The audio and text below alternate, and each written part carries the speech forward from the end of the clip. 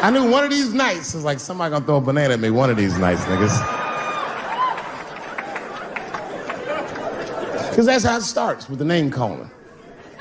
Like that Paula Deen. Remember Paula Deen got fired from the Food Network? If you know anything about show business, it is really hard to get fired from the fucking Food Network. And they dropped that bitch like a hot potato. All because she called somebody an N-word 30 years before she had a show.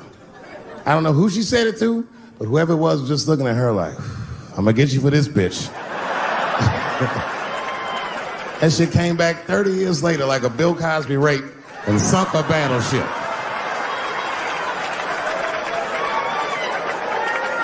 And every black person was mad, but we weren't like that mad. I was just like, well, how's this bitch gonna call me a nigga when she taught me how to fry chicken? That's not fair.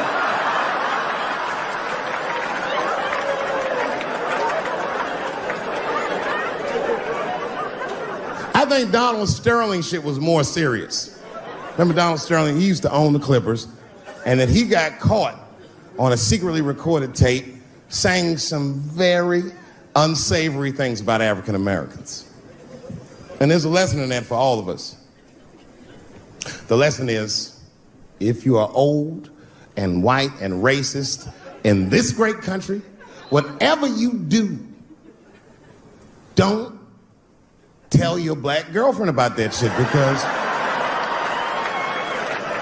that's who made the tape. She recorded all that shit, and the tape was terrible. He was like, stop bringing these black guys to my games. First, we're all confused, like, well, how the fuck are you gonna have a game without us? But it turned out that the black guy he was speaking of was none other than Magic Johnson, the billionaire.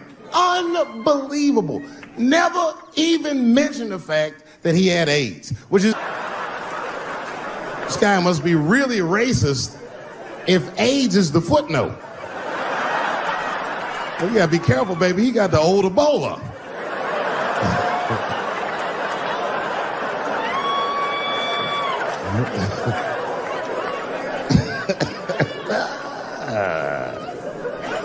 You can say what you want about that girl, but I'm gonna tell you right now, she is a goddamned hero. Because you might have thought these things were happening before, but now you can see it all in front of you without a shadow of a doubt. That shit actually went down. She sucked that old guy's dick. She really took one for the team on that one. It's really gross. This dick is like 80 years old. It's like tasting history. Like 5 wars on it, civil rights movement, Great Depression. This guy's been fucking from 40 years before Bill Cosby's first rape. It's a very old man. A very old penis.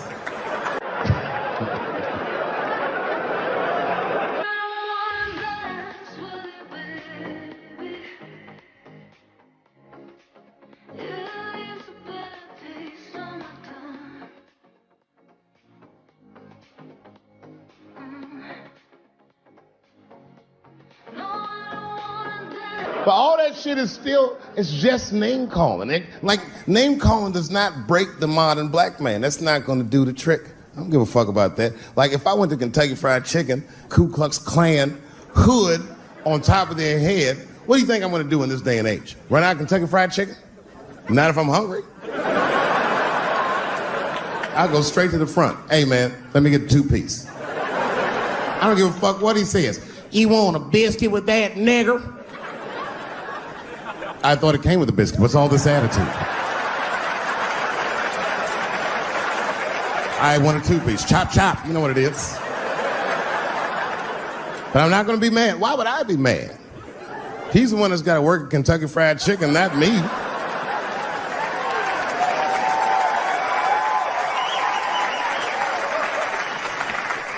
Well, how about this? What if I lived in Austin and I had a white girlfriend? It's possible in Austin. As a matter of fact, some people say it's necessary, but that's not the point.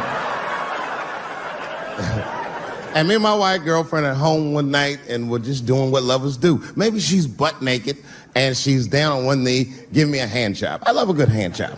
And she's really jerking me off, you know. getting her obliques nice and tight. I got a huge dick, so she's like, And I'm like, wow, this really feels wonderful. I think I'm gonna come, nigger. I know, that's a tough one. But what do you think I'm gonna do? Hey!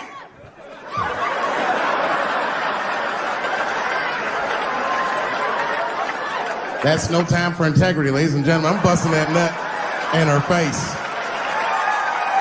I'll sort through the ethics later.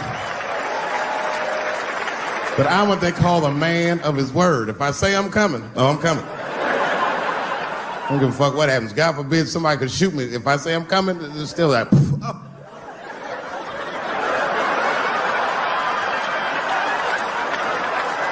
Doesn't mean I like getting shot.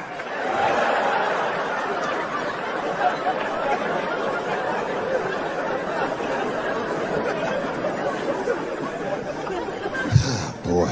Yeah, tough time for the blacks. I'm not gonna say nothing about the police. I'll leave that for Chris Rock. Celebrity hunting season. Doesn't matter what I say, they're gonna get everybody eventually. Like, look, I don't think I did anything wrong, but we'll see.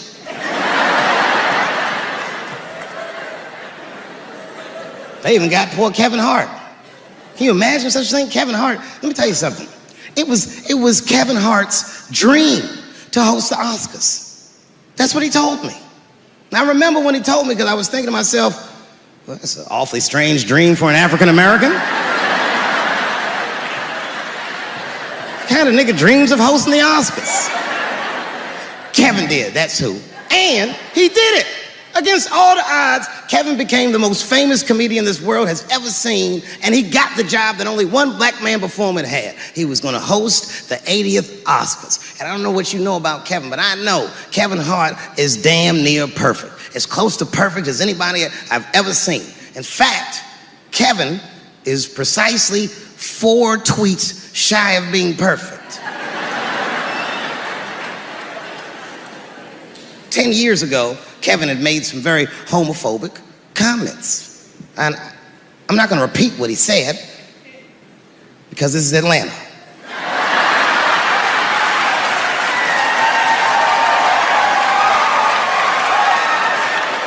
You know what I mean.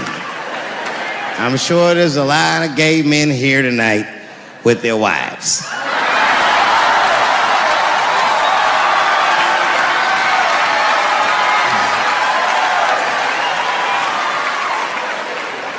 Far be it from me to offend anybody. All right, I'll tell you what he said. But just remember, these were not my words. These were Kevin's words. And it was a long time ago. And I'm paraphrasing because I'm not good at telling other people's jokes. Okay, Kevin said that if his little son was demonstrating or exhibiting homosexual behavior around the house, that he'd chastise him. He'd say, hey, that's gay. And then he said he would smash a dollhouse over that child's head. Ooh, the gay community was furious. And I don't blame them. I got a lot of gay friends. And all of them, 100% of them, all have told me fucking horror stories about the shit they had to go through just to be themselves. Crazy, crazy stories. And in all those stories, I gotta say, not one of them has ever mentioned anything like their father smashing a fucking dollhouse over their head. Because clearly Kevin was joking. Think about it. You would have to buy this nigga a dollhouse to break it over his head in the first place. Does that sound right? Is anybody gonna do that? The gay community was upset, and then they put so much pressure on the Academy of Motion Pictures and Sciences that they went to Kevin and said, if you don't apologize to that community, then you cannot host these Oscars. And then Kevin said, fuck it, I quit.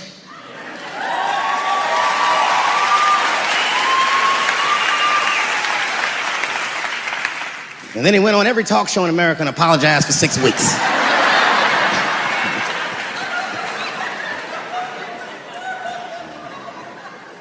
Kevin fucked up.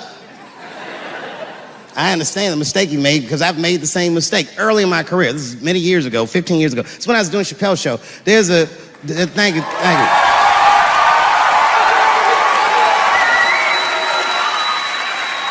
On network television, they have a department that's called Standards and Practices. This is the department that tells you what you can and cannot say on television. And if you're doing your job well, you should never hear from them. But if you're making a Chappelle show, you'll hear from these motherfuckers all the time.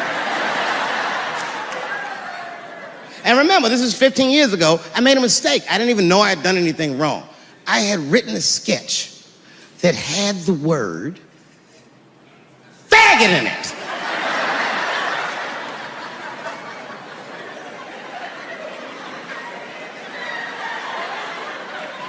So I had to go to Standards and Practices. They call me up. I don't know why they're calling me, but I like the lady that runs the department. She's usually really fair, and it was one of my favorite people I've ever worked with. So she sits me down. We have a nice conversation. She tells me, oh, the sketches are great. I go, oh, fantastic. Well, then why am I here? She said, because, David, there's no way that you can ever say the word faggot on our network. I didn't know I did anything wrong. I didn't try to defend myself. I said, all right, fuck it, I'll take it out. Have a good afternoon. And as I was leaving, it occurred to me, hey, Renee, quick question. It's just a question. Seriously, I want to know, like, why is it that I can say the word nigger with impunity?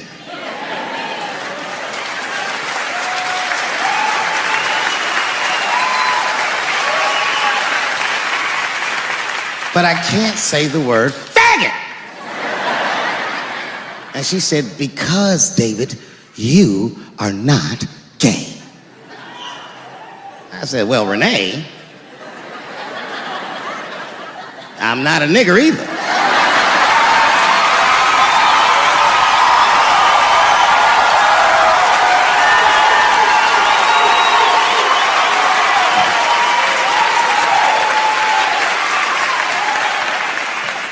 But you see, what I didn't realize at the time and what Kevin had to learn the hard way is we were breaking an unwritten and unspoken rule of show business. And if I say it, you'll know that I'm telling you the truth. The rule is that no matter what you do in your artistic expression, you are never, ever allowed to upset the alphabet people. You know who I mean. Those people that took 20% of the alphabet for themselves. I'd say the letters, but I don't want to conjure their anger. It's too late now. I'm talking about them L's and them B's and them G's and the T's. People be surprised. I have friends, all kinds of letters. Everybody loves me and I love everybody. I got friends who are L's, I got friends who are B's, and I got friends who are G's. But the T's hate my fucking guts. And I don't blame them. It's not their fault, it's mine. I can't stop telling jokes about these niggas. I don't want to write these jokes, but I just can't stop.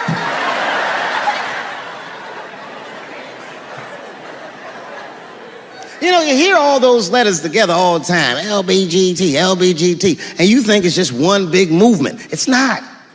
All those letters are their own movement. They just travel in the same car together. And my guess is,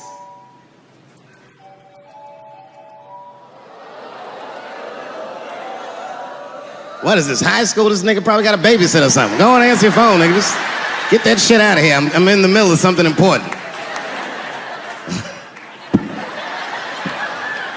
Wouldn't it be funny if we made fun of him? He's like, and he went outside like, hello? Mama's dead. Oh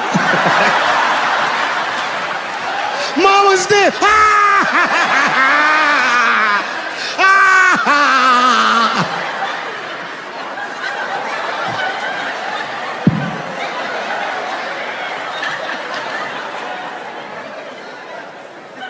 That was a weird timed phone call, wasn't it?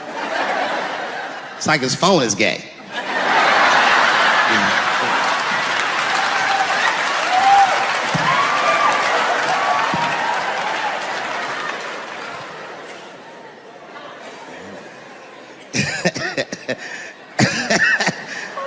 Like I was saying, my guess is the G's are driving that car. That makes sense to me, because there's white men in the G's. And these people are trying to get around discrimination and oppression. And you know how white dudes are. We know these roads. In fact, we built these roads. The rest of you buckle up. We'll get you to where you want to go. So the G's are just driving the car. Of course, next to the G's in the passenger seat is the L's. Everybody likes the L's, except for the G's. I don't know what that's about. I just know the G's don't like them that much. And the G's always say like little subliminal digs on them. It's unnecessary shit. It's not mean, but you know what I mean? They just be like, I wouldn't wear that.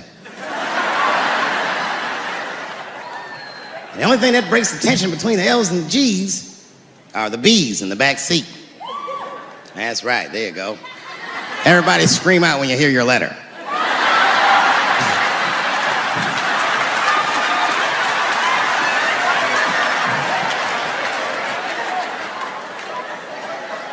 If it's one thing that the L's and the G's agree on, is that the B's are fucking gross. They seem greedy to the L's and the G's, you know what I mean? They're just sitting in the backseat like, yeah, man, I'll fuck anybody in this car. What's going on, man?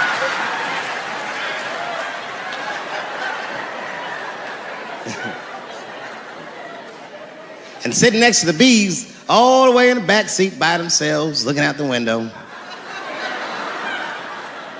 That's the T's.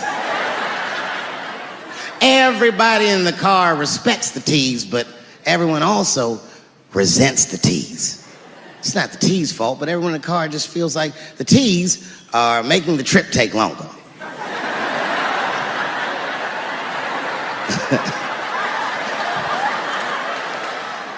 Anything the T's say gets on everybody's nerves. And then the T's don't even say anything bad. They just be in the back talking to himself. I'm hot. Shut up. Shut the fuck up, okay? Just roll the window down, you bitch. I don't know what you... What? Just said I was hot. Could you pull over at the next exit? I need to use the restroom. There is not a restroom for you for 4 states, nigga. Will you just shut the fuck up so we can get where we're going?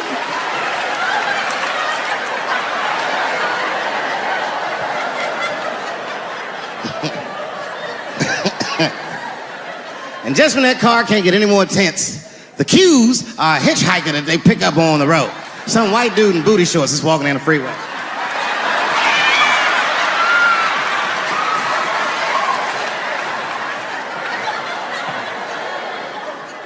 The G's see him. That guy might be one of us. Hey, are you okay? You need some help? And he come over there with them booty shorts leaning on the window. Hey, what's going on, fellas? Lady? Whatever pronoun makes you feel comfortable in the back.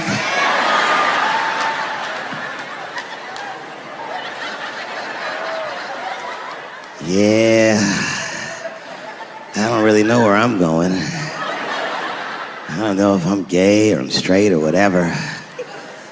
All I know for sure is that I really want to get in this car.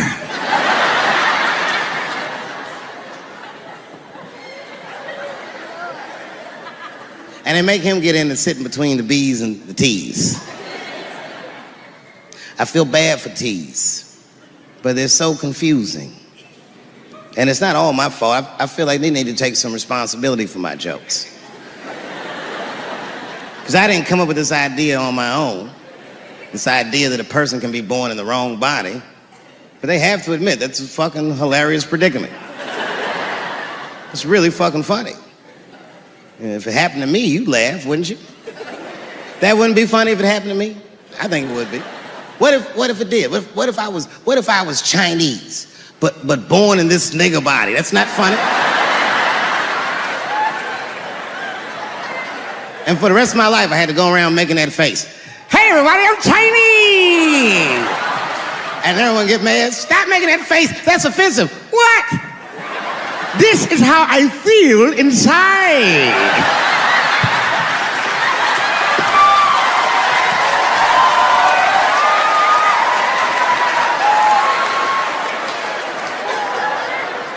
grow up. That doesn't make me gay. I just titty fucked her. His titties are as real as any titties in L.A. It's 2 o'clock in the morning. I was just borrowing a little friction from a stranger. Whoops.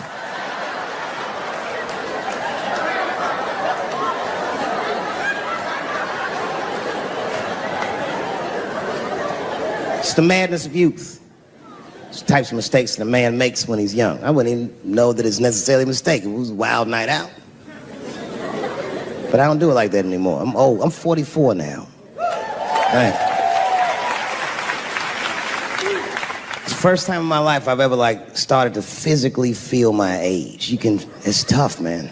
You know how I know I'm getting old? This is embarrassing, but I was in my hotel room.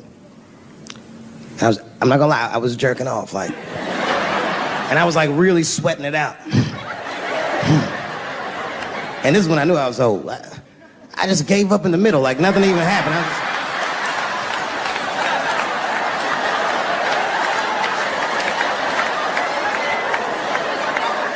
I don't like looking at my dick anymore.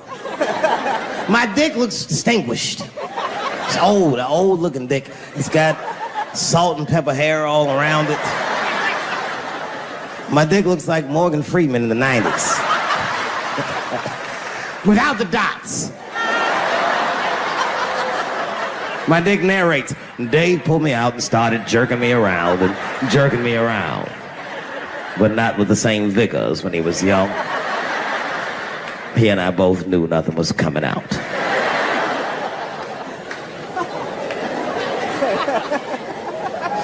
I see my age in my children.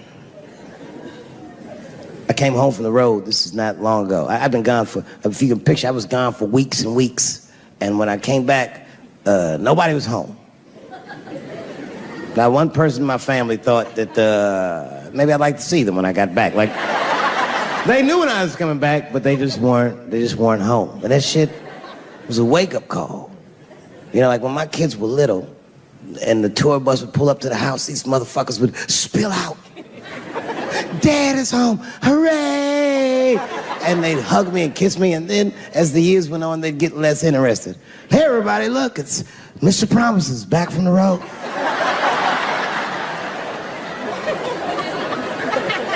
But an empty house, that's some cold shit. And I went into my oldest son's room. I was like, hello, hello? He was gone. And I'd never done this to him before, but for some reason I just did it. I just looked through his shit. Just to see who this motherfucker was becoming. And I found these notebooks and I started going through the notebooks and there was all this wonderful poetry in them. Written as his handwriting. I didn't even know this nigga wrote poems. And then I looked through his drawers and I opened up his middle drawer and I found this rolling paper. And I looked down at them papers like, oh, that's where that poetry's coming from.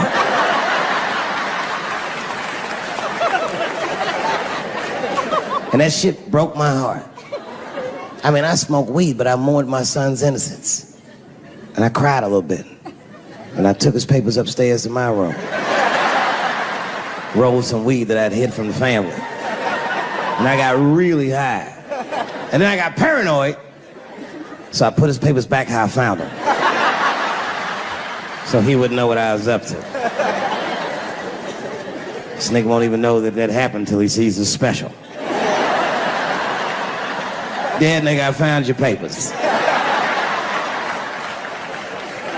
He's a cold motherfucker. Let me tell you, this kid is only 16 years old. Listen to what he did to me. This motherfucker calls me up in the middle of the night. It was 1 o'clock in the morning. He goes, Dad, don't be mad. I knew something was terribly wrong.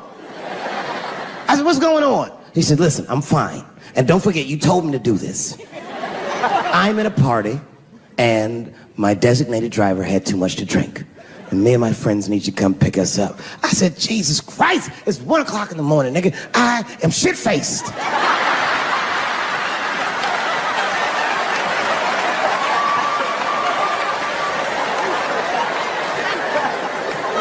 But I figured, fuck, it's better me than some kid. I might as well roll the dice and go pick my nigga up. I said, all right, I'm coming to get you. Just give me the address and I'll be right there. And then he gave me the address, and I was shocked. I said, son, you are not gonna believe this, but I'm at the same party, nigga.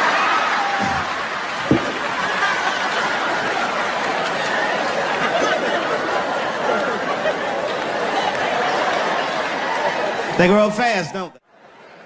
Can I ask you a weird question? I want to make you feel uncomfortable. You don't have to answer it, and if it doesn't go well, we'll just edit it out anyway. Is it weird to be the only white people in a row?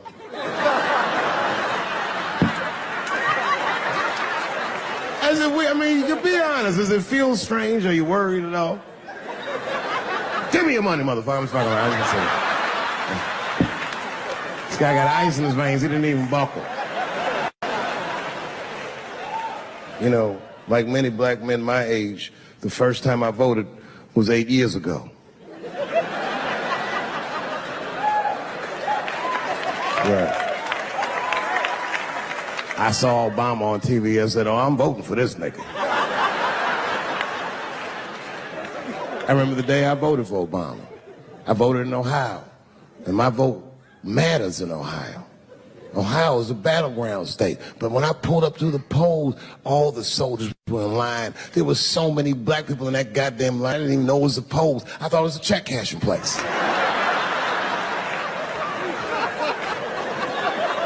And we were hugging each other, and old people were singing hymns and spirituals. Day verdict times 10 or some shit. I've never seen black people that happy. 8 years later, I'm pulling up to the polls again.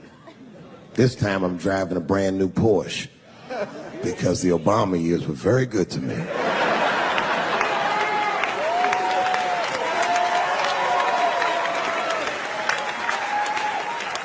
I was early voting, and when I parked my car, I figured out something that it would take the rest of the country another week to figure out. I understood that Donald Trump was going to be our next president because in Ohio, unlike D.C., you could see the results in the parking lot. Saw these goddamn pickup trucks and tractors and shit.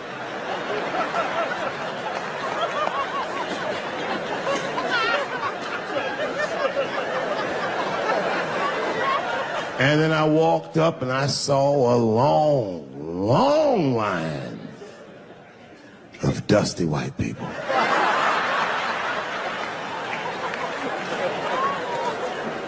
Yes, ladies and gentlemen, these were the poor whites. And I must tell you, I've never had a problem with white people ever in my life.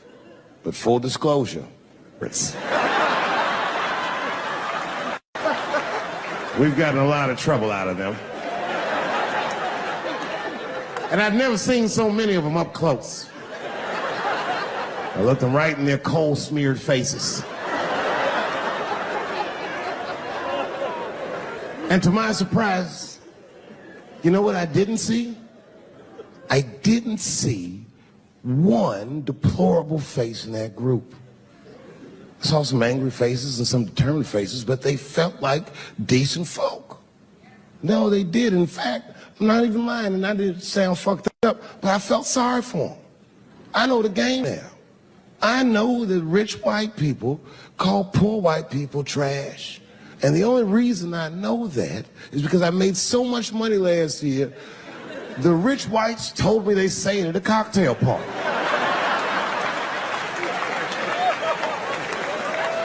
And I'm not with that shit. And I stood with them in line like all of us Americans are required to do in a democracy. Nobody skips the line to vote. And I listened to them. I listened to them say naive, poor white people things. Man, Donald Trump's gonna go to Washington and he's gonna stand there thinking in my mind, you dumb motherfucker.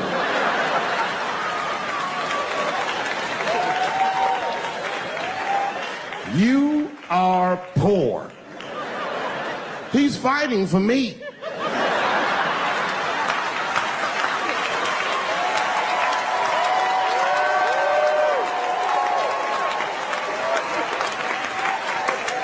I said, I need a gun immediately. The guy didn't answer, no questions. He just grabbed a 12-gauge shotgun, handed it to me.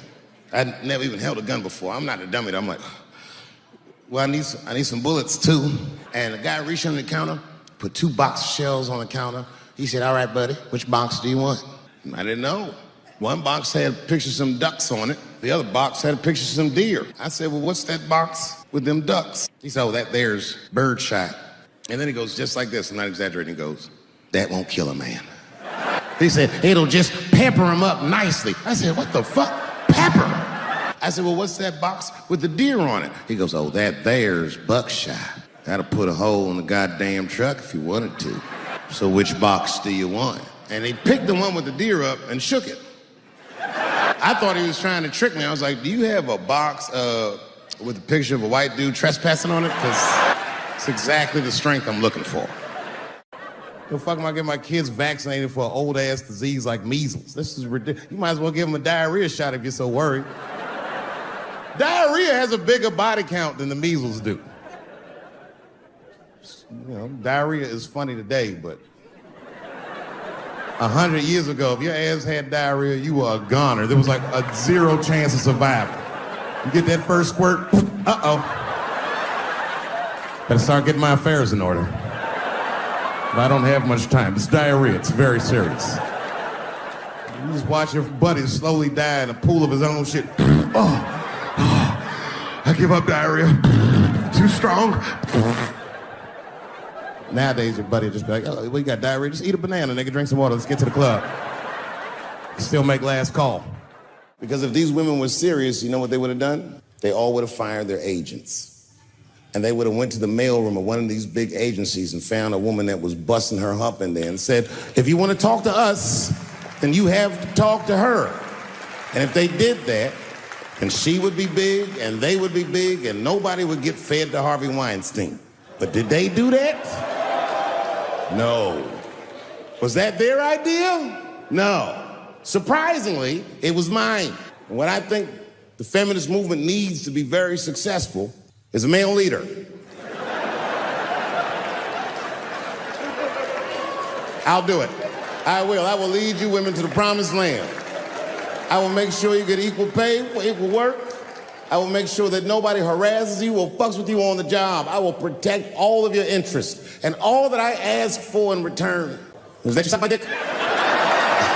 You know, everyone has it hard, but I think harder than black people and harder than Arabs and harder than Mexicans, you know who has it the worst? Fat black people. It's hard for white people to understand, but that's what I'm saying is very true. Fat black people have a really rough road, because all manner of things kill white people, but you know what kills more black people than anything, more than police and terrorism? Salt, nigga, regular ass table salt. Here, white people are getting Ebola cures and shit, and meanwhile, I'm dying from fucking the flavoring. Look, honestly, I'll stop talking about it. Let me say this, though. Let me just say this. Can we all just say that we've seen it coming? Were you surprised? It's like when that guy threw that banana at me. Do you think I was surprised? Hell no. I've been in show business 30 years. I was expecting this banana.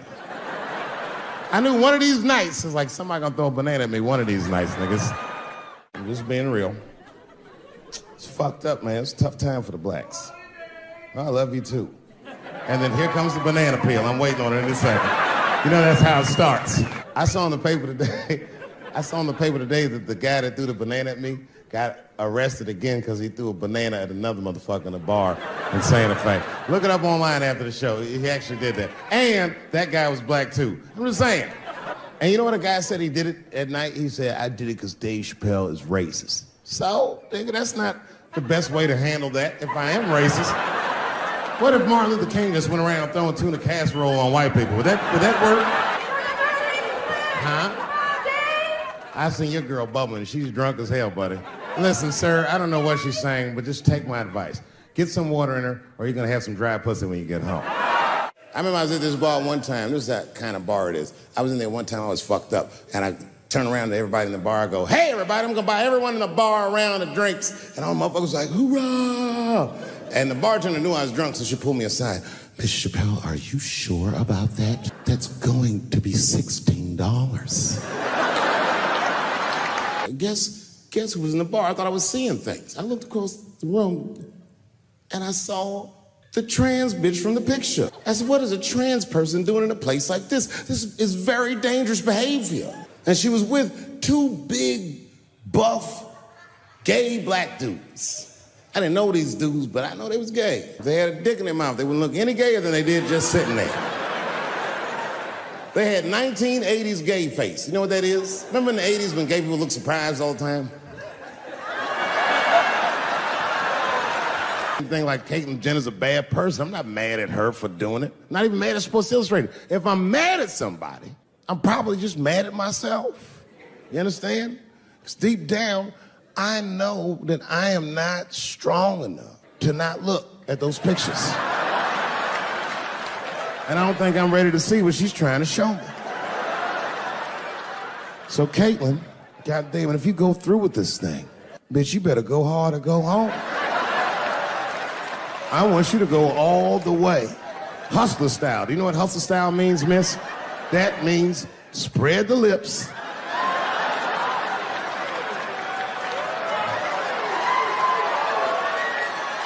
I hope she spreads her lips and there's an itty bitty dick inside. Ah! The show is behind the curtains. Gender is a fact. You have to look at it from a woman's perspective. Look at it like this. Caitlyn Jenner, whom I've met, wonderful person, Caitlyn Jenner was voted Woman of the Year. Her first year as a woman. Ain't that something? Beat every bitch in Detroit, she's better than all of you. Never even had a period. Ain't that something? Oh, I'd be mad as shit if I was a woman. I'd be mad if I was me. If I was in a BET Awards sitting there and they're like, and the winner for Nigger of the Year, Eminem, my man. You can see it. You ever have this happen? This is how confusing it is. This is the practical application of what I'm talking about. Like a guy be out, it's happening to a lot of guys. You be out at club, bar, right? You're kicking with your boys, and a girl walks by, and man, she looks good. She looks good. Not good in that classical way.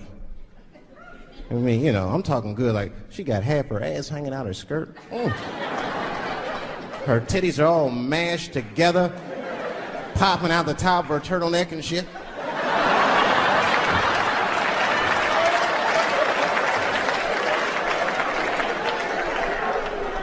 And you with your buddies, right? You with your buddies, you got a couple drinks in you, and you see a girl like this, you might try to talk to her. This might not come out right. I don't know what you say, but damn, look at them titties! Right? The girl gets mad and says, oh, wait a minute. Just because I'm dressed this way does not make me a whore. Which is true. Gentlemen, that is true. Just because they dress a certain way doesn't mean they are a certain way. Don't ever forget it. But ladies, you must understand that that is fucking confusing. Just is.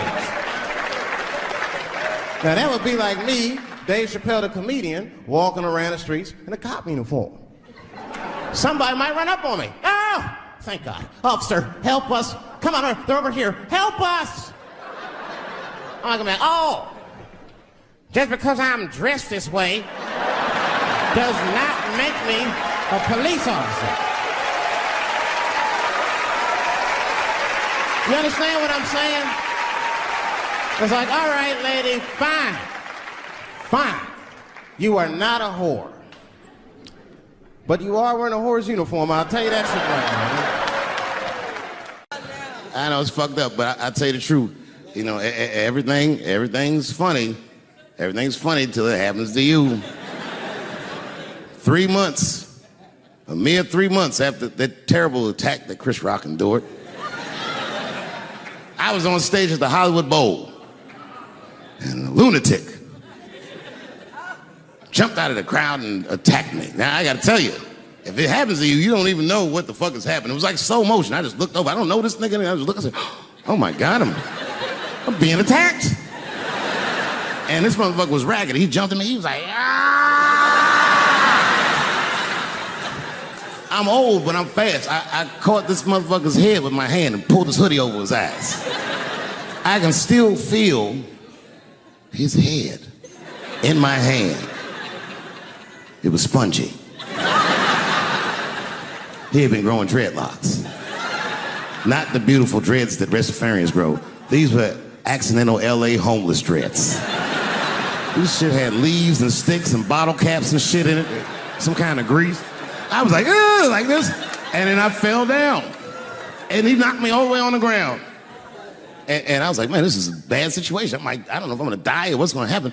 But in that moment of vulnerability, you know what occurred to me that had never occurred to me before in my life? In that moment, it occurred to me that bodyguards should not wear dress shoes to work. Travis! This nigga Travis came out slipping and sliding on some kind of beautiful loafer and fell flat on his back. Bop. I said, oh my God. Now both of us are down. I gotta handle this shit myself. So I popped right back, boom. And then the kid that knocked me down, he popped out, boom. And we looked at each other and realized, at the same time, I was bigger than him. And that motherfucker took off running. And I started to chase him and I said, fuck him. I picked the microphone up. So I'm gonna finish this show now. That's right.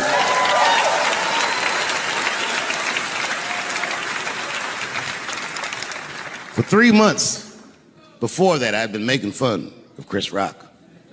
And people would ask me all the time. They'd say, Dave, what would you do if you were Chris Rock and Will Smith slapped you in the face? And to this day, the answer is the same. Well, I don't know what I would have done. I've never been in a situation that extreme. But I do know now what Will Smith would not have done. And that is enjoy the rest of his evening.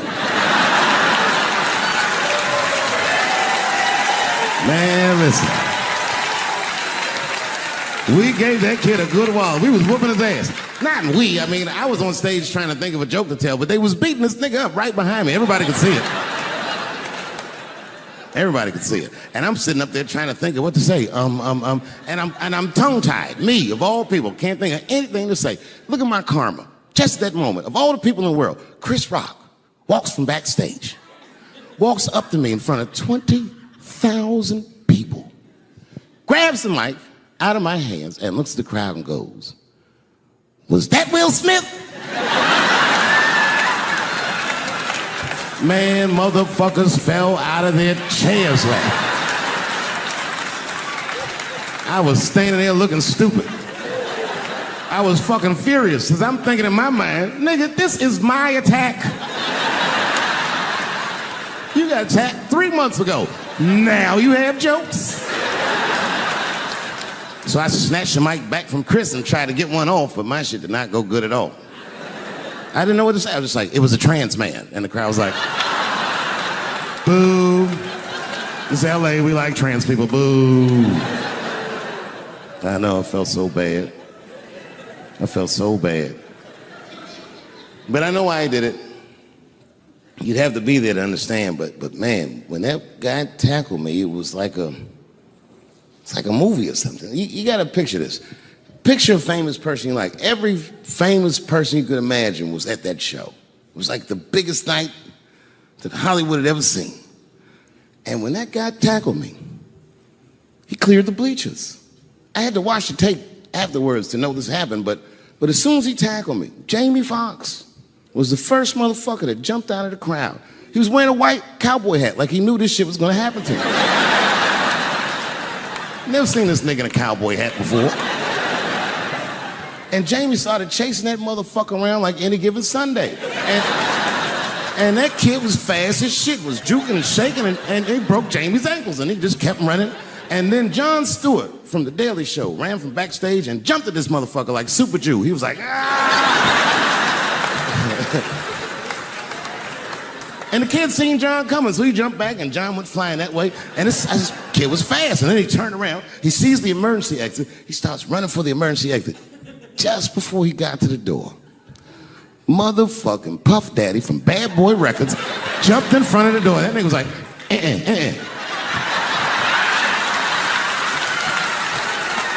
Boy, Puffy got that motherfucker. And then every celebrity just ran out because every celebrity saw themselves in me, and they just started beating the fuck out of that kid. And I know Chris was backstage looking like, nobody helped me.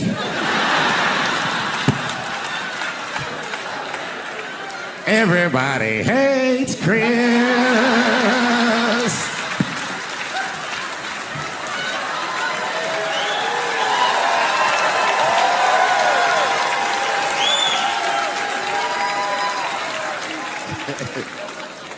Look, it was way more intense than what you guys might have read. I don't know what you read, but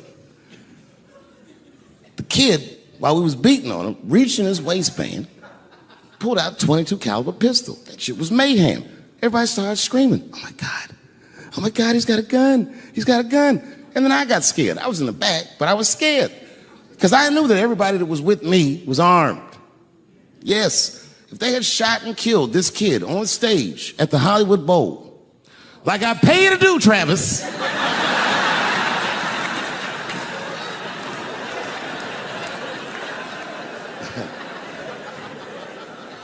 But Travis G'd up. Travis wrestled the gun out of the kid's hand, and then he took it like this and tried to chamber the round, and he couldn't. So he pulled the trigger, and it wasn't a gun. A knife blade popped out of the front. I guess this kid was gonna stab me. Some scary shit. So the next night, even though I didn't have a show, I said, I gotta get right back on stage. And I went and did a show. And someone in the audience screamed out, Dave, what happened with the attack? And I didn't know there was a journalist in the room. All I said was that this nigga had a knife that identified as a gun. I got 6 more weeks of bad press for that joke. I didn't even do nothing to this nigga. That's not right. That was not right. And then the New York Post went to the jail and interviewed my attacker like he was some kind of hero. And I read that interview. It turns out the entire attack was my fault. Yes, I triggered him. I didn't mean to. I had done jokes about the homeless. It turns out this young man was homeless. And I mean, there's no way I could have known this. But I will say, for a homeless guy, this nigga had incredible seats. Yeah. Thank you. Thank you very much.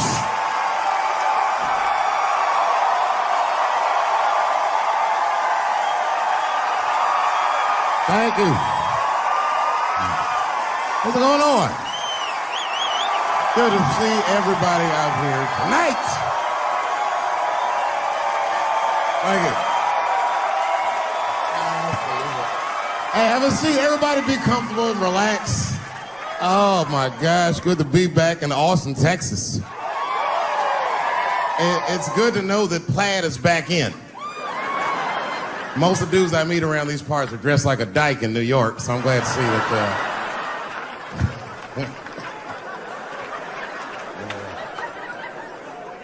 Man, fucking Texas, this place is pretty good. Pretty damn good. You know, I was in Santa Fe the other night, and a motherfucker threw a banana peel at me. Yeah, that didn't feel so good. Of course, it was a white person. Not to indict the whites, I'm just saying. And then not only did he throw a banana peel at me, but it was premeditated. You could tell. You could tell the peel was too brown, you know what I mean? It was like, you didn't eat that banana recently, motherfucker. You had that shit waiting on me. And the whole crowd was white, so it just got instantly creepy, and everyone looked like they were looking at 12 Years a Slave or something. They were always like,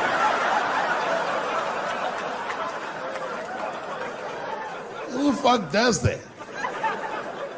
And then they arrested the guy, which was... I said, someone's gonna fuck you in the butt in the holding cell. You know that, right? Can't just be throwing banana peels at Dave Chappelle. They're not gonna let you get away with this.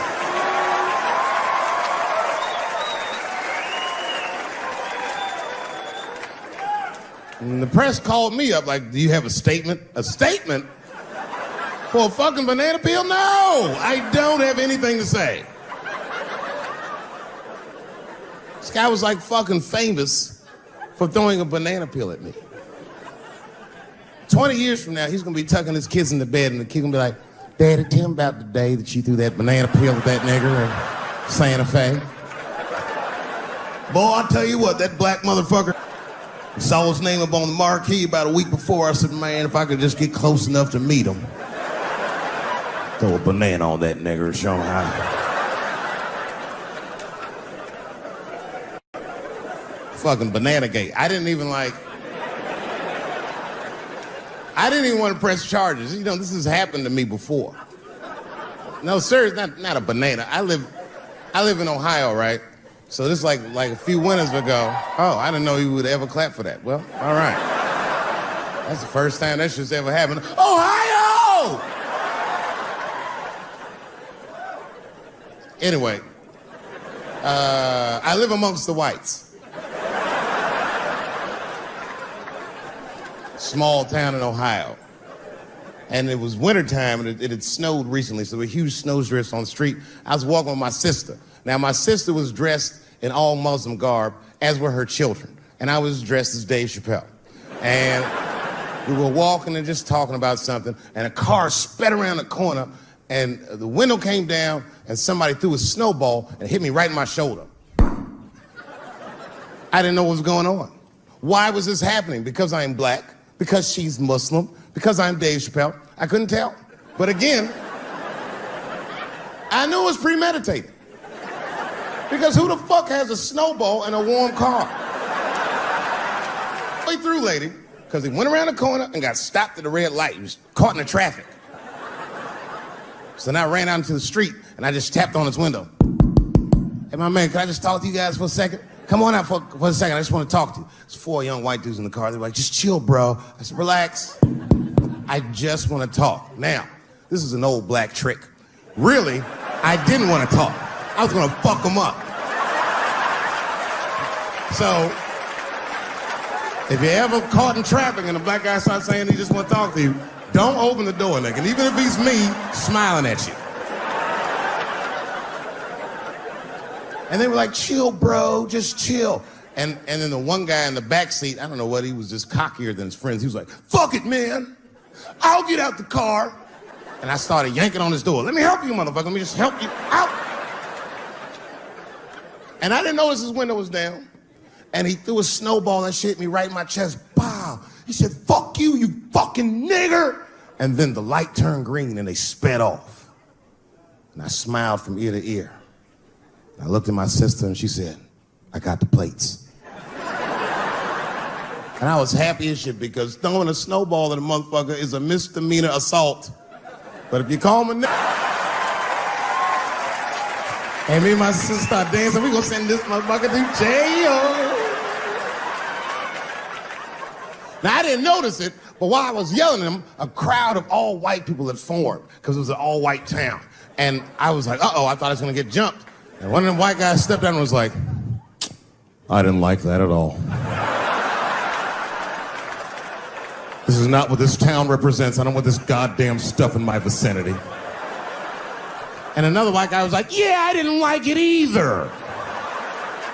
And then an old white guy stepped out of the crowd and said, young man, if you're going to fill out a police report, I would like to come with you and do the same. I said, you guys would do that for me? And the whole crowd said, hooray! I said, come on, y'all. I look like Malcolm X going to see Brother Johnson with a trail of white people.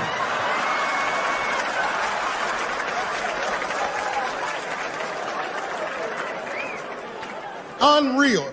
Hour later, we was all just sitting in the police station, and the police came in. They're like, well, Mr. Chappelle, 16 identical police reports. We ran the tags, 2 young men that had their mother's car. We have all 4 suspects in holding. Their mother is here. It's up to you. Whatever you want to do. If you want to press charges, we'll move forward. Sorry about that, officer. I'm a little flustered. I've never been in a position where I could decide the fate of white children before, but it's weighing heavy on me, sir. And I really can't decide. And I saw a lady pacing back and forth in the hallway, and I said, is that? He goes, yes, that's their mother. Well, can I speak to her before I make a decision? And when the mom came in, she saw it was me. She busted out crying. Oh, God, oh, no, I don't want him to go to jail. I am so sorry. I didn't raise him to do this. We love your comedy. We love you at the house. I said, miss, please, just, all right, look, I don't necessarily want your son to go to jail either. But what he did was pretty fucked up. So, is there something we can do short of jail just to let him know that he's wrong? She goes, oh, I don't know. What did you have in mind? Miss, I've never been in this position before. Oh, you know what we could do? I don't know if I'm asking too much, but maybe if you could just suck my dick a little bit. Just a little bit. I'm not gonna finish. I just want you to do it enough so that I can tell him you did it. I'm kidding. I wouldn't do that to anybody's mother. Maybe my kid's mom, but that's it. There's too much shit out there to stress you out. This whole world is drug infested, hate infested, drug infested world. Hate drugs. I heard the worst drug story. You know what my friend told me? You know what he's dealing with? His landlord is hooked on crack. That's terrible. That's pressure. If your landlord's hooked on crack, that means you've got to have the rent. He come around all the time. I got the rent. It's not even due yet. It's the 10th. Come on, I need it. Let me just get $20 of it now, and then just give me the rest of the month. Every couple hours. Hey, look, I'm gonna need some more of the rent. This building's falling apart. Things came up. Comes home early from a party. Landlord's in the crib going through his shit. What are you doing in my house? Ah! Where's the sink? I came to fix it.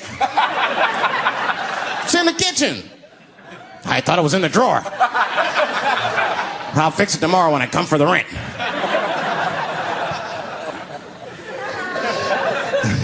You know what I hate about drugs? I hate when like people my age and older get hooked on crack. I hate that shit. You're too old to be experimenting with the drugs at a certain point. You should be past that.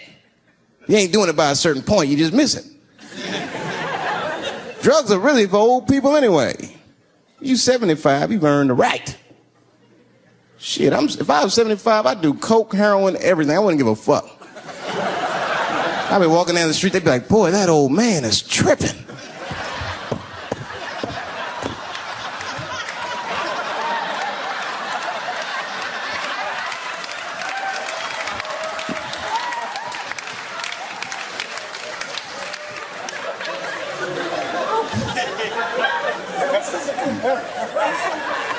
Can't do everything. Maybe weed. If you're gonna do something, do a little weed. Smoke weed. Weed's not as bad as everything else. Weed is a background substance. You know what I mean? You can smoke some herb and still function. And you ain't crisp, but you'll function.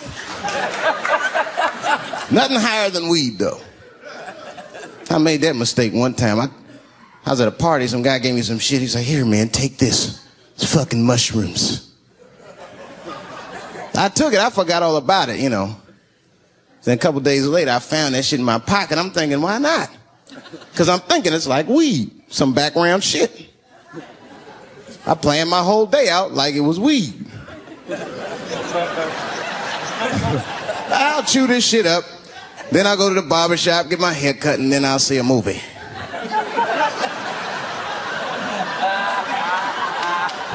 I chewed it up. So far, so good. Then I was in a barber shop like an hour later. And it's funny because I was just thinking to myself, I was like, woo, this stuff sucks. Tastes like athlete's foot. I feel sick, but I'm not really high. Then I looked in the mirror. I saw the barber's reflection, man. It looked like a big penis was cutting my hair. I freaked out. I started talking to myself, Dave, calm down. You're on drugs. This is what drugs do. Okay, you know that there is no way that a penis can cut hair. But I started freaking out, man. I just couldn't take it anymore. I jumped out the chair, half my hair was cut, I didn't care. I didn't, I just gave a barber a handful of money. It was weird, the balls opened up. Anyway, I ran home, man. I ran home as fast as I could. It's tripping. I looked at the clock, it was 2:42. I was like, damn, 2:42. I gotta sober up. I had never been this high this early. I took a shower. I was still high. I said, maybe music will do the trick. I listened to every CD I had. I was still high. Exercise, that's what I'll do. I ran around the block 4 times, still high. Took a nap, woke up, fucked up. I looked at the clock, it was 2:43. I said, God damn. Is anybody in here gay? Get her! No, it's good. I'm totally joking, this is New York. Are you gay for real? Okay, so you know the gay marriage is illegal, right? Why do you think that that's illegal? People suck. I don't know. I don't have a good answer for that. Do you even care about marriage? Yeah, I want to get married. Eventually. It's really to a girl or a guy? Girl. Just checking.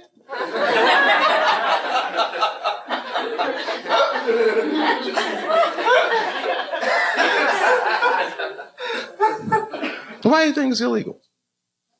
People are scared of change. Do you think so? Morality. Who said morality? You think so? I don't. Whose morality? Who said big business? She knows what's going on. Huh? Hmm? Yeah? Even gays can get married.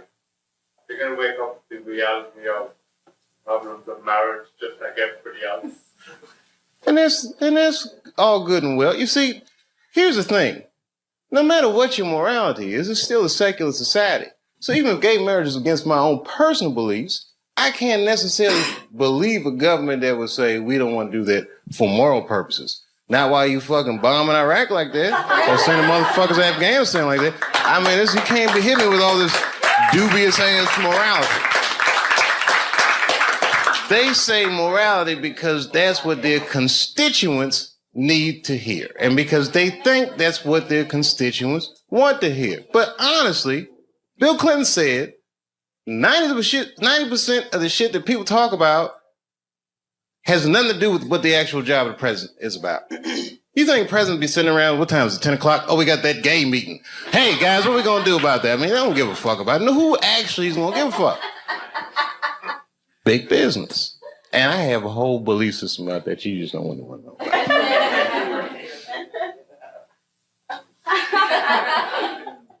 I'll tell you part of it. All right, it's a tiered, listen, marriage laws are fucked up in America.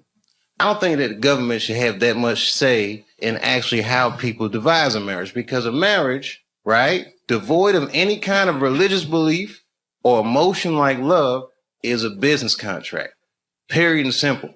And tons of people in Washington or legislative bodies, even guys like Elliot Spitzer that have wives or fuck prostitutes, live in loveless marriages. And they have these shits arranged because they're in such a high social stratosphere that they have to keep up a certain appearance. So why are they imprisoned by their own marriage? This is a form of economic slavery.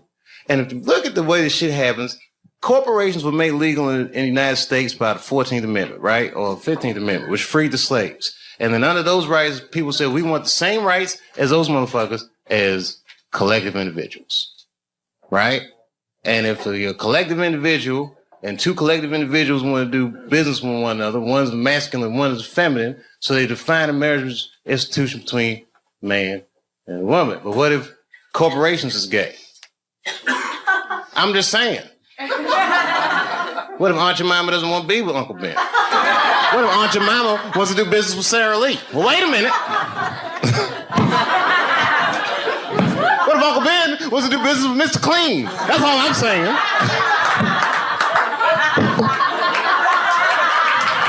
Guys, wait a minute. That's a little gay.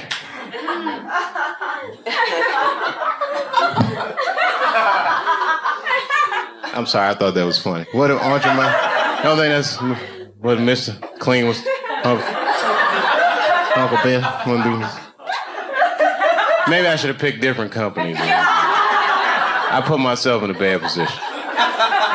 I'm just joking around. You're like, we don't want to hear this shit. It's just a conspiracy theory. I believe in aliens too, bitch. How about that? They're coming.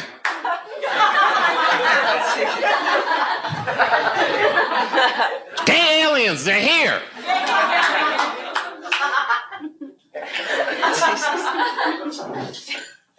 All that shit, fake. World Trade Center, fake. You want to know who blew that shit up for real? I ain't gonna say that. You know, it's my own personal thing. I don't even want to say that shit. Yeah. You know who I think blew up the World Trade Center? Ashton Kutcher. America, you have been punked.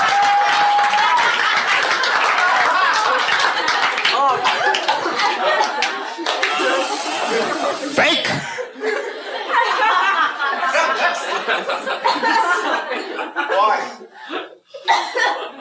Why did he blow up the World Trade Center? I don't want to sound like a cynic.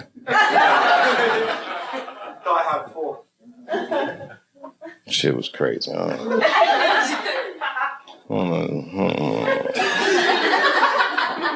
don't know the truth, but I know who does. Strippers. They know everything. Does anyone have a cigarette? Yeah. Sure. Good on you, mate. I wish I had it. Your accents are so nice. And I do listen to BBC News. We all listen to the BBC. You're all listening to the BBC.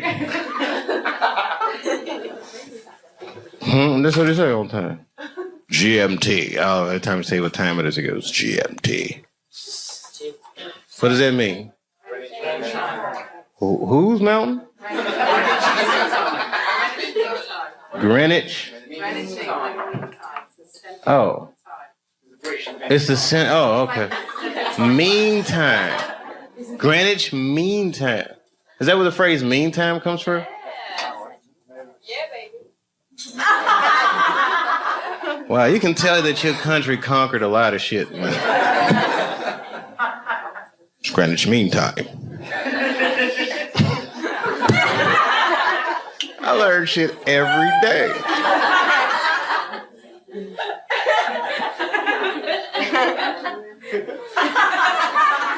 It's Greenwich Mean Time. Have you ever heard that before? Yeah, bro, you ever heard that before? Yeah, I've heard it. Oh, you're from Ireland, though. Hang on down the middle of London, very much. Greenwich Mean Time? What's so mean about it? It's a time. Oh, okay. Like it's 0 degrees. Okay. You ever seen a guy's mind stretch? I might buy for it. Like in the 24 hours, like 0, like, you know. Oh, I don't do that 24-hour clock shit. I hate that shit. It's 1,500 o'clock. 1,500. You got moved here, right? Like to make life easy. Got blocks. No, I don't like that shit. That's when it's good to have them strippers around. Strippers are like the Google of the streets.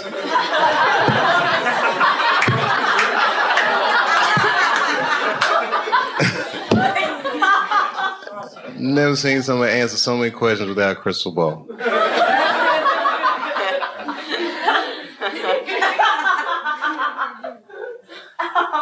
It's true, it's amazing. Skill sets. Girls be here, I'm an accountant, I'm a dog trainer, every goddamn thing. It's amazing. All right, it was something hilarious, though. All this shit is depressing. Ashton Kutcher didn't blow up those buildings, by the way. I don't want you to think. I'm not going to put that on him. Huh? If he did, who was he pumping? American people. American person is one of the most lied to people in the world. That's our whole game with America. Because freedom is not a privilege, my friend. It is a fucking burden. Because a free person has to make choices all the time. And you can't make a good choice unless you have the information. And in America, it's not like China. You know in China when they had the earthquakes, you know what the headline was in the newspaper? What earthquake? They don't tell those people shit.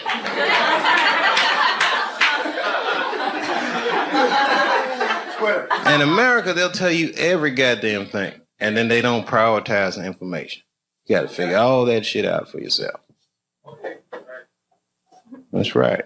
The war will be breaking out and you'll be like, did Michael Jackson fuck them kids? That gets shuffled funny.